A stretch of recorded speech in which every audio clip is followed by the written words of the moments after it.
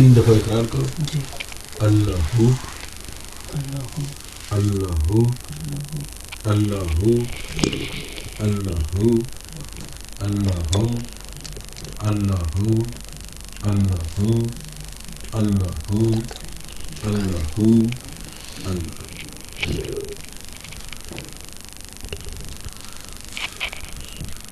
سوتے وقت جو ہے نا اپنا ہاتھ دل کے اوپر رکھے اور دل ہی دل میں اللہ اللہ کرتے ہوئے ہی نیند آ جائے. ٹھیک.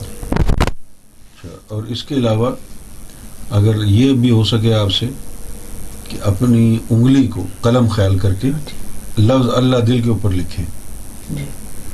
اگر تصور سے یوں جیسے اپنے یوں کرتے رہیں, جب ایسا کریں گے تو دل کی دھڑکنیں تیز ہو جائیں گی. اور اس میں دشواری ہو تو سرکار امام مہدی گوھر شاہی کا تصور کر کے کہ انہوں نے آپ کی انگلی پکڑی ہوئی ہے اللہ لکھے, تو پھر تو کام ہو جائے گا.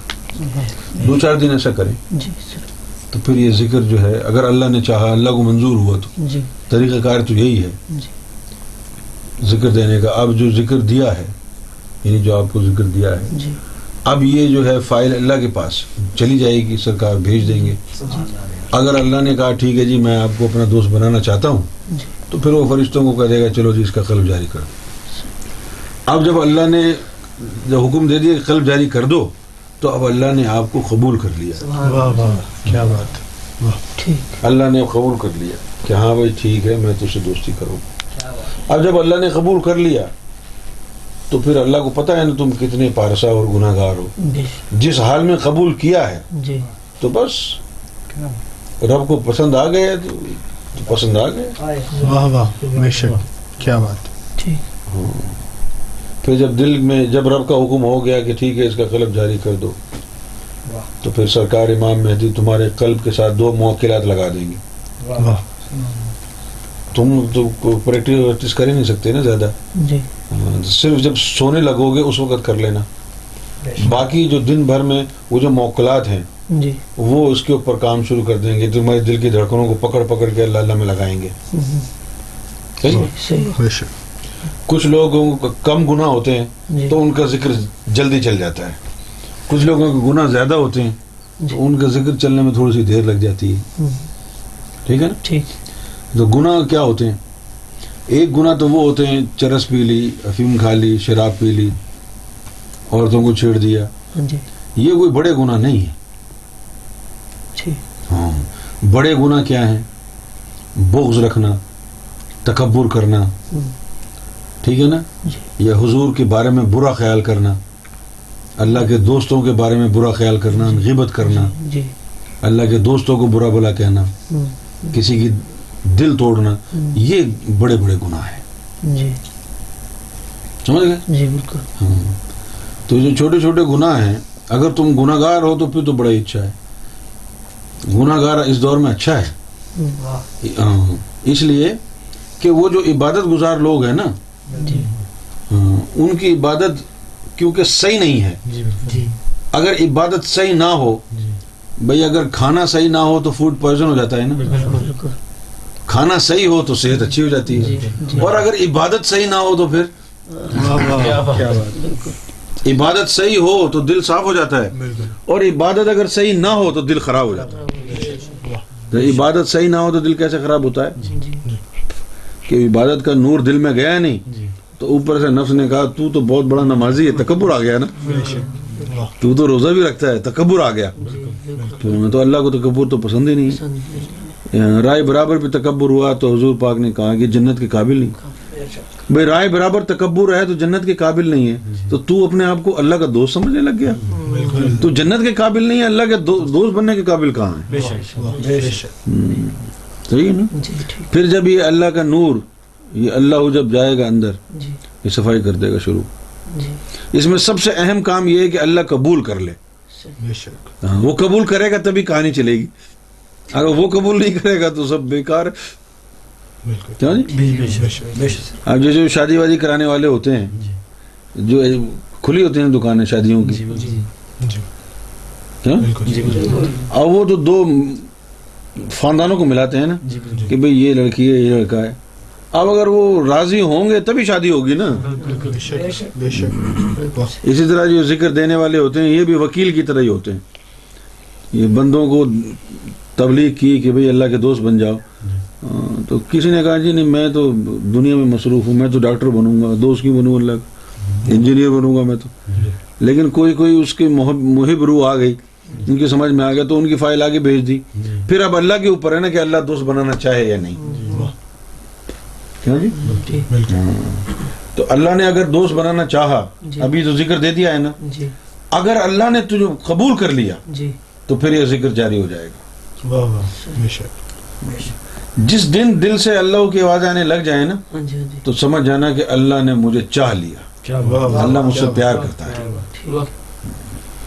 اور اگر اللہ پیار کرتا ہے تو بس پھر اور کیا چاہیے, زندگی کا تو مقصد ہی حل ہو گیا. سبحان اللہ, کیا بات. ہاں, تو اللہ یہ نہیں دیکھتا ہے کہ تمہارے بال کالے ہیں یا سنہرے, اللہ یہ بھی نہیں دیکھتا ہے کہ داڑھی ہے یا نہیں, اللہ یہ بھی نہیں دیکھتا ہے کہ تو نے شادی کی ہے یا نہیں. اللہ تو دل کو دیکھے گا, تیرے دل میں اس کو پانے کی آرزو ہے یا نہیں. کیا بات. اگر تیرے دل میں یہ ہے کہ بس مجھے رب مل جائے, میں اس کی محبت میں فنا ہو جاؤں, مجھے دوستوں نے دھوکے دیے, گرل فرینڈ نے دھوکے دیے, کسی نے مجھے وفا نہیں دی, بس مجھے اب رب کی وفا اور محبت چاہیے. اگر تیرے دل میں وہی آرزو ہو گئی نا رب کو پانے کی, تو وہ بڑا غفور رحیم ہے. بھئی اللہ کا کیا جاتا ہے اگر معاف کر دے تو, اللہ کو کوئی نقصان تو نہیں ہے. نہیں کہ اللہ کا کوئی بینک خالی ہو جائے گا جی اس کو نہیں معاف کر سکے, کانٹ افورڈ اٹ.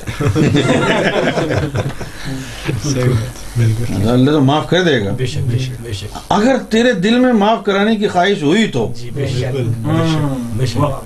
اگر کوئی کہے جی میں نے تو کچھ کیا ہی نہیں, کس بات کی معافی مانگوں, تو ایسے آدمی کو تو جہنم ہی جانا چاہیے. کم سے کم گناہگار کو اس بات کا احساس تو ہو کہ وہ گناہگار ہے.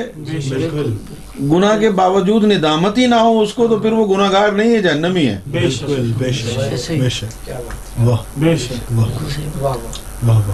پھر جب کہ رب کی رحمت کی نظر میں آئیں گے تو کیا ہوگا, گناہ دھلنے شروع ہو جائیں گے. جب گناہ دھلنے شروع ہو جائیں گے تو خود بخود بلا وجہ رونا آئے گا. رونا کیوں آئے گا, یہاں سے گناہ دھلیں گے, یہاں سے رونا آئے گا اظہار تشکر میں. جب تک گناہ دھلتے رہیں گے تو روتا رہے گا, روزانہ بلا وجہ روئے گا.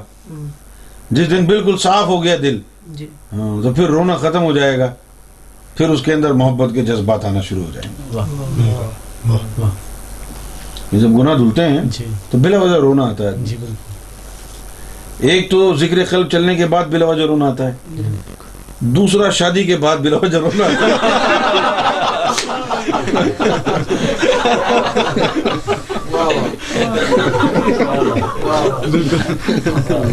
دو ہی مقام.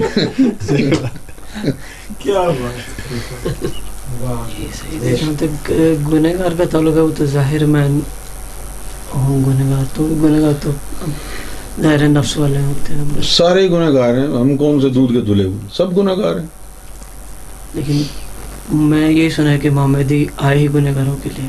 ہاں, تو اسی لیے یہاں پہ وہ. ہاں, تو امام مہدی آئے ہی گنہگاروں کے لیے ہیں. اب اس کا مطلب تم کو نہیں پتا نا, اس کا مطلب نہیں پتا کہ امام مہدی جو گنہگاروں کے لیے آئے ہیں اس کا مطلب کیا ہے.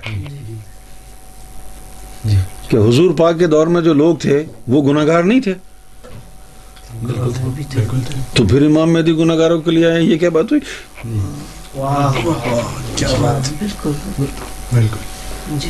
بھئی قرآن مجید میں لکھا ہے کہ اے مومنو جب تم سے کوئی غلطی ہو, فاحش کام ہو جائے, تو حضور پاک کے وسیلے سے اللہ سے دعا کرو تو وہ قبول کرے گا. اس کا مطلب حضور پاک کے اس دور میں بھی گناہ کرتے تھے لوگ.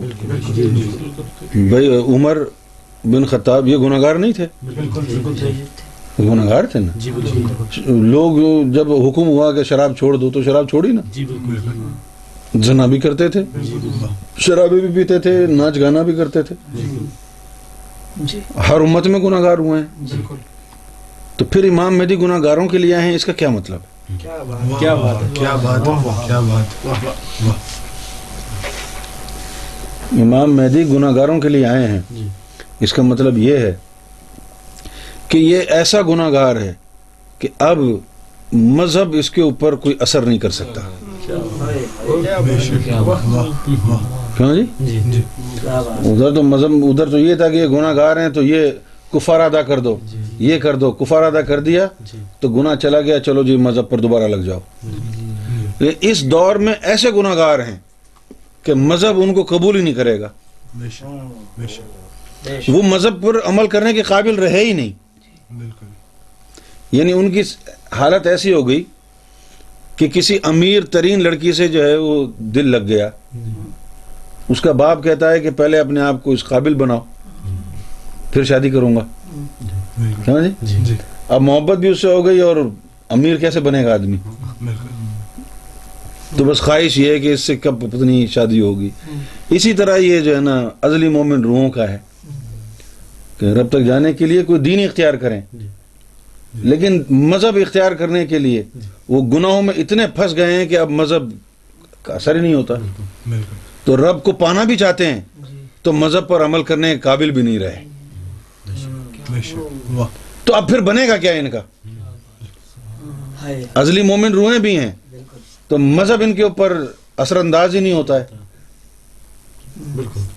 بھائی مذہب کے اندر تو بڑی چیزیں کرنی پڑتی ہیں نا، مذہب میں بڑی چیزیں ہیں. جسم کو بھی پاک رکھو، جو کمائی کرنی ہے وہ بھی پاک ہو، کھانا جو کھانا ہے وہ بھی پاک ہو، جسم کو بھی پاک صاف رکھنا ہے، کپڑے بھی پاک صاف کرنے ہیں، جھوٹ بھی نہیں بولنا، فحاشی بھی نہیں کرنی. اب اتنے سارے کام یہاں کیسے کرے گا آدمی؟ معاشرہ کتنا بگڑ گیا ہے. ادھر حدیث میں لکھا ہے کہ عورت کی ایک طرف دیکھا تو پتہ نہیں کیا ہو جائے گا، شیطان کے تیروں میں سے تیر ہے. اب یہاں آدمی اگر عورتوں کو نہ دیکھے تو ایکسیڈنٹ ہو جائے گا. بھئی جہاں بھی آنکھ اٹھاؤ آدھی ننگی لڑکیاں گھومتی پھرتی ہیں، سڑک پہ چلے جاؤ، اب کیا کرے آدمی؟ آنکھیں بند کر کے چلے تو ٹکرا جائے گا کسی سے. یہاں کے ہر کام میں سود ہے، انٹرسٹ ہے، بینک میں پیسہ نہیں جمع کرا سکتے. اب یہاں جاب اگر کرتا ہے تو 5 وقت باجماعت نماز نہیں پڑھ سکتا ہے. تو اب مذہب پر عمل کرنا جو ہے وہ دشوار ہوتا چلا جا رہا ہے. آدمی اتنی پریشانیوں میں گر گیا ہے کہ اب مذہب پر کامل جو عمل کرنا ہے نا وہ ممکن نہیں رہا ہے. پہلے لوگ بکریاں چراتے تھے، دودھ نکال کے بیچتے تھے، تو کیا تھا، نہ کوئی انٹرنیٹ کا بل دینا تھا، نہ کوئی گاڑی رکھی ہوئی تھی انہوں نے، نہ گھر کا رینٹ دینا تھا ان کو. 2-4 بانس لیے، گاڑ دیے، جھونپڑی بنا کے رہنے لگ گئے بس. نہیں، نہ کوئی کریڈٹ کارڈ تھا منتھلی. تو اب تو اتنی پریشانی ہے. حضرت ابوبکر کو کوئی بل آتا تھا آئی فون کا،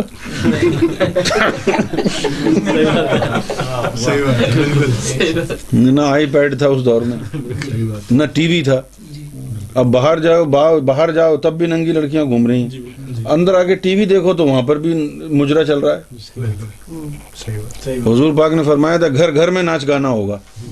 اب لوگ سوچتے تھے گھر گھر میں کیسے ناچ گانا ہوگا.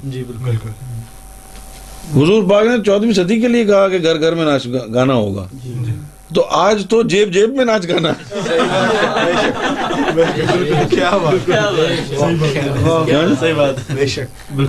آج تو جیب میں ناچ. آئی فون میں کیا نہیں ہے.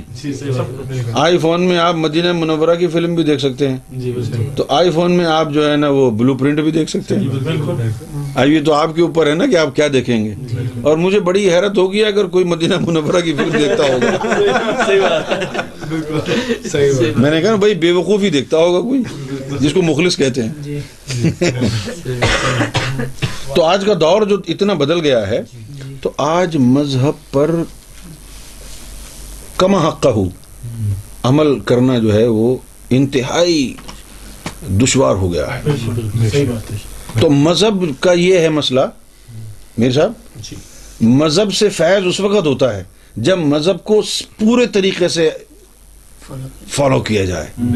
یہ نہیں کہ مذہب کی 2 چیزیں لے لیں 2 چھوڑ دیں، اس سے پھر نہ دھوبی کا کتا، نہ گھر کا رہا، نہ گھاٹ کا.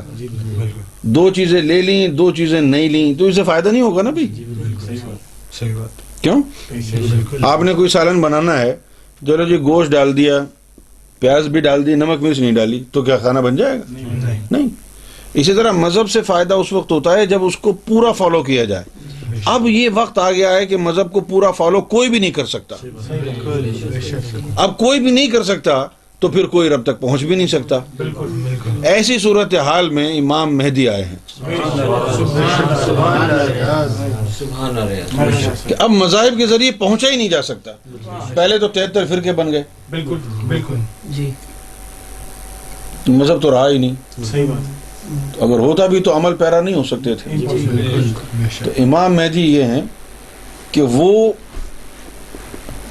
مذاہب سے ہٹ کے اپنے طریقے سے اور طاقت سے بغیر کسی مذہب پر عمل کرائے لوگوں کو رب تک پہنچائیں گے. سبحان اللہ سبحان اللہ.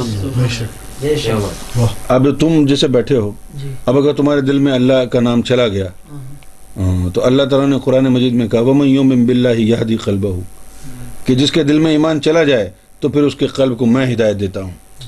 اب اگر تمہارے دل میں یہ نور چلا گیا تو پھر اللہ تعالیٰ سے تمہارا کنیکشن جڑ جائے گا. اللہ کی نظر رحمت میں آ جاؤ گے. جو اللہ کی نظر رحمت میں آ گئے تو آہستہ آہستہ دل منور ہوتا جائے گا، دل میں اللہ کی محبت آتی جائے گی. جب دل میں محبت اللہ کی آتی جائے گی پڑھنے کو جی چاہے گا. پھر کہو دیکھو گے تم، ارے قرآن نے کہا ہے کہ مومن تو یہ بھی کرتا ہے، تو پھر وہ بھی تم کرنے لگو گے. تمہیں سپورٹ ہو گئی نا قلب کی. بالکل بالکل. اب قلب کی سپورٹ آ گئی نا. کیوں نہیں؟ اب جیسے آدمی کوئی کام دھندہ نہیں کرتا، پیسے ویسے نہیں ہوتے تو آئیڈیاز بھی نہیں آتے. لیکن جب کام دھندہ کرتا ہے 5-10 ہزار پاؤنڈ جو ہے مہینے کے آنے لگ جاتے ہیں، پھر وہ سوچتا ہے یار ایسا گھر لے لیتا ہوں، گھر میں بڑا ٹی وی لگا لیتا ہوں تاکہ میچ تو اچھا دیکھیں نہیں، اور صوفے لیدر کے لے لیتا ہوں، کارپیٹ اچھا والا بچھوا. یہ آئیڈیاز کب آتے ہیں؟ جب پیسے ہوں. اب غریب آدمی جس کے پاس کھانے کے لیے پیسے نہیں ہیں، اس کے پاس کہاں سے آئیڈیا آئیں گے؟ اسی طرح یہ تو پیسے کا غریب ہے. ایک ایمان کا غریب بھی ہوتا ہے جس کے دل میں نور نہیں ہوتا. جس کے دل میں نور نہیں ہوتا اس کو یہ آئیڈیا نہیں آتے کہ رب کو کیسے راضی کروں. پھر جب قلب میں اچھا خاصا نور آ جاتا ہے تو پھر وہ سوچتا ہے کہ کوئی طریقہ اور ملے رب کو جلدی راضی کر لوں. پھر جب نور قلب میں آ گیا پھر تو قرآن پڑھے گا، جی نماز بھی اللہ نے فرض کی ہے. کہیں گے نہیں ہم، تو خود ہی تیرا دل چاہے گا نماز پڑھنے کو، خود ہی نماز میں بھی لگ جائے گا. پھر تجھے پتہ چلے اور یہ روزہ رکھنے سے نفس بھی پاک ہو جاتا ہے. لا حول ولا قوت، میں کہاں تھا اس وقت تک. پھر باقاعدہ روزہ بھی رکھنے لگ جائیں گے. یعنی قلب میں نور آ گیا تو خود بخود وہ آپ کو ہدایت کی طرف لے کے چلتا ہے. اور جو صرف کسی کی تقریر کرنے پر روزے رکھتے ہیں، نمازیں پڑھتے ہیں، ان کا حال دیکھ لو، نہ نمازوں میں اثر نہ روزوں میں اثر. لیکن جب اللہ نے تجھے قبول کر لیا، قلب میں نور آ گیا، تو پھر نمازیں بھی اچھی ہو جائیں گی، روزے بھی اچھے ہو جائیں گے. بالکل. اب اگر تمہارے دل میں کچھ محسوس ہو، اللہ اللہ ہونے لگے، تو پھر ہم کو آگے بتا دینا. نہ ہو تو پھر کیا کر سکتے ہیں. انسان کا کام تو بس بتانا ہی ہے، باقی تو اللہ کی مرضی ہے، جس کو جو چاہے وہ پسند کر لے. ہم تو سب محتاج ہی ہیں نا. انسان کیا کر سکتا ہے؟ انسان تو بس بھکاری ہی ہے، اور اگر اس کا بھکاری ہو جائے تو خوش قسمتی ہو جاتی ہے. کیوں؟ چلیں، اب اگر تمہارے دل میں ہے تو پھر امام مہدی سرکار گوھر شاہی کے جو در ہے وہاں سے کوئی مایوس نہیں ہو سکتا. اگر تمہارے دل میں یہ چاہت ہے کہ بس اللہ مجھے قبول کر لے تو بس سمجھو کہ ہو جائے گا. سبحان اللہ. بے شک. سرکار تمہیں آباد رکھے، خوش رکھے. چلو جی، آج کی گفتگو یہاں ختم ہو جائے.